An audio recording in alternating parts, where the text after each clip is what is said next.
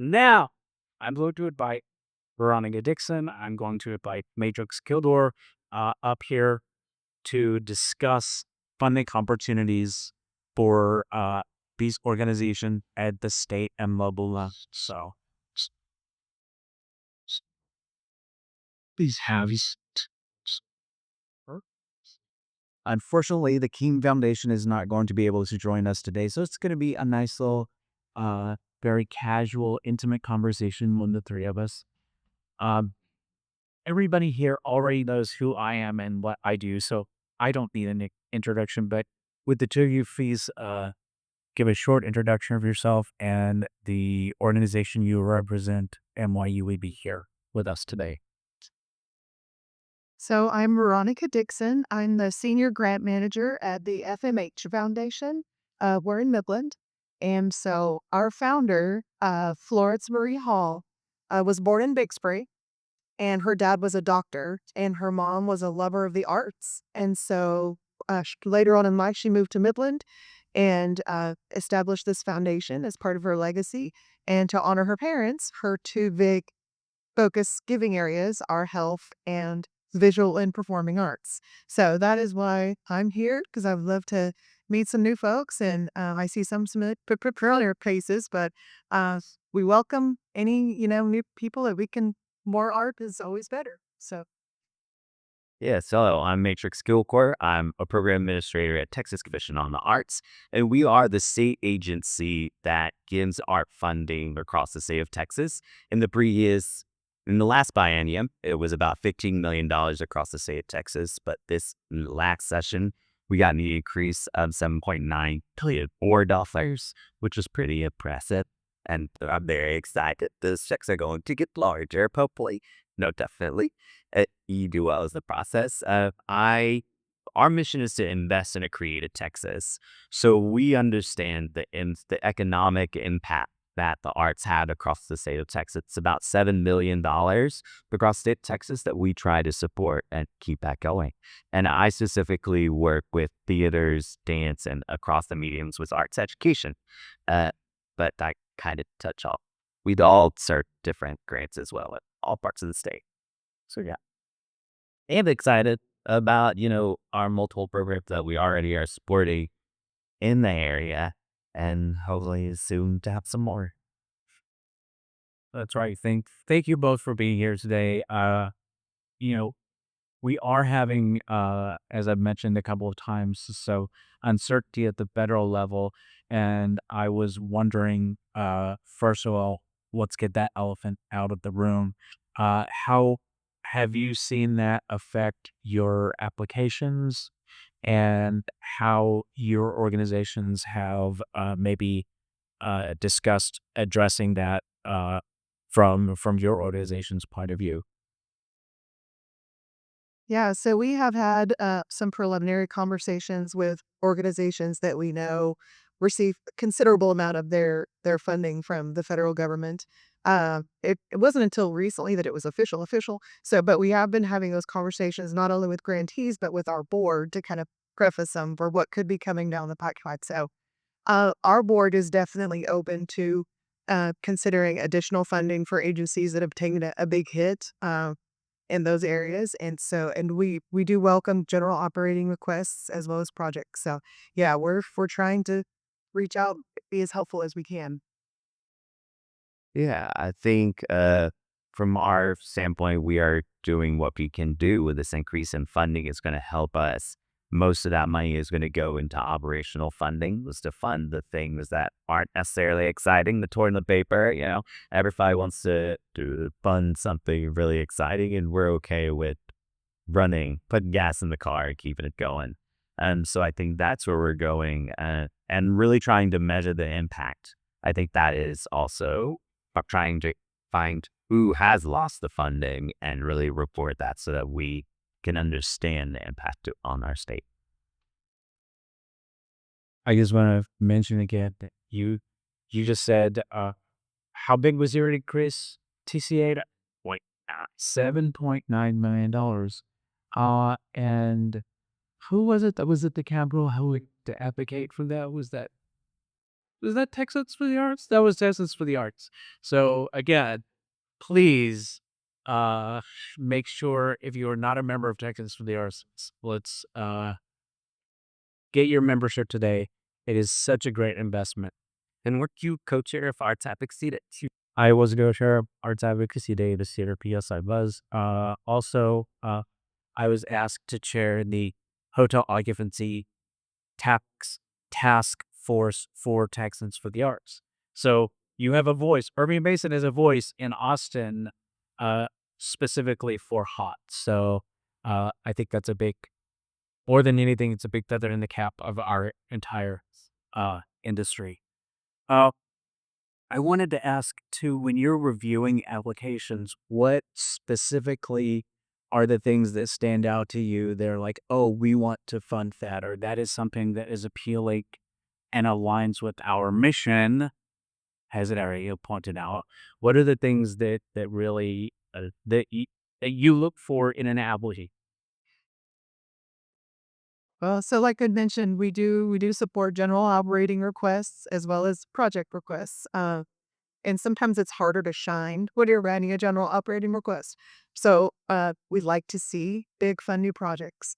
But our mission statement is to further vision toward a reality. And so it's really fun to see, good, solid organizations that have a bigger dream. They can't get from here to there, and they bring it to us, and they're like, "Hey, this is something really new and big and exciting. What do y'all think? It's outside the box." That's the stuff that we really get excited about. And for us, we have different grant programs for different things, right? Like we have our operational funding and our project funding, our Arts Respond projects, right?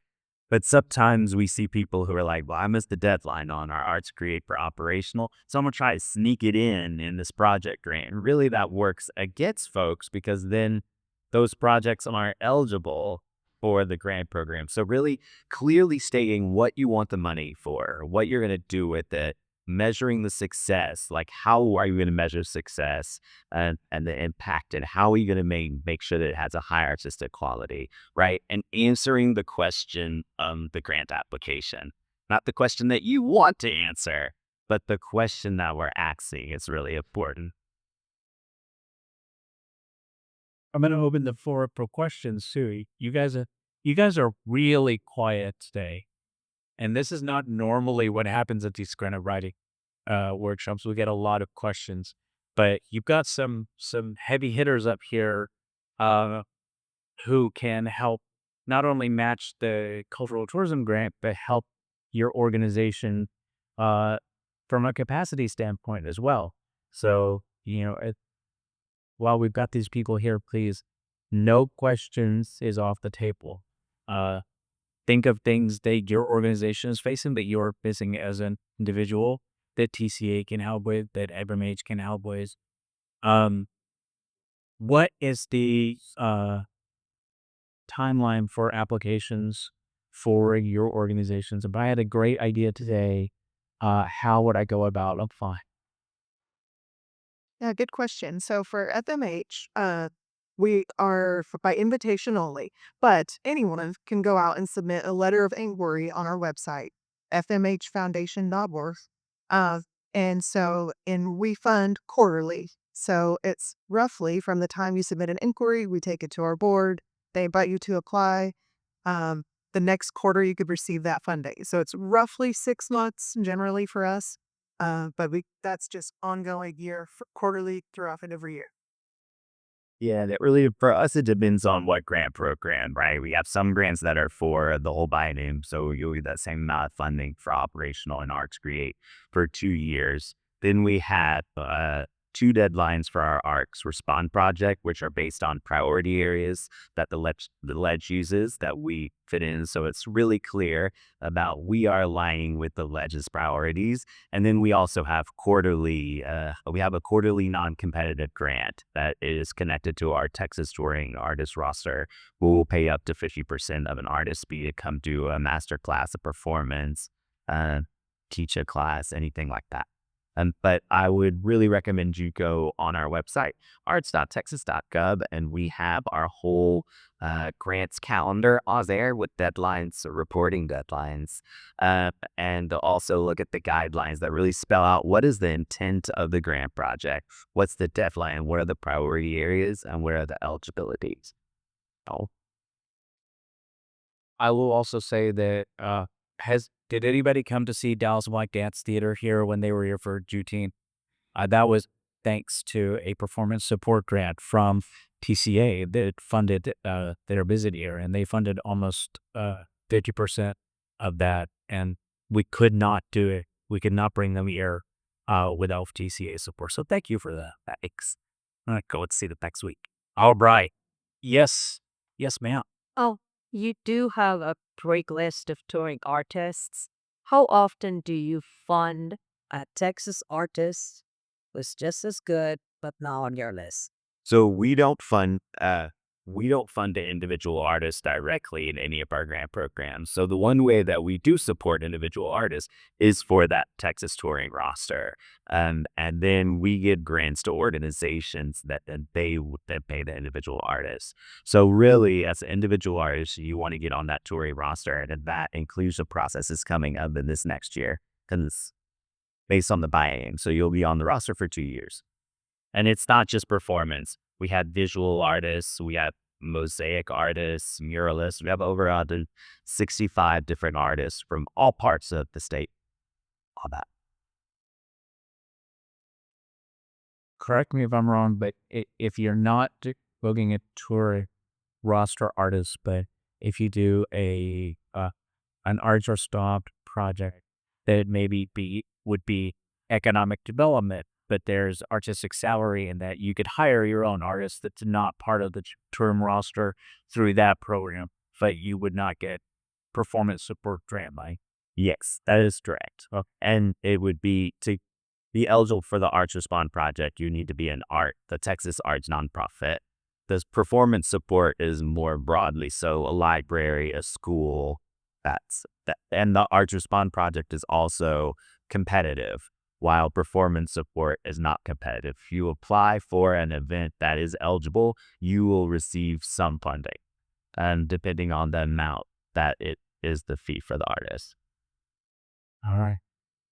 Does anybody else have any other questions for our funders? At, yes. I just wanted to ask, Yasmin, perhaps you're based in Midland. Do you fund organizations that are based in Odessa? Yes, thank you for asking. And I should have said that at the beginning. We are based in Midland, but we do. We fund all over the Permian Basin of Texas. So, yes, we do fund this.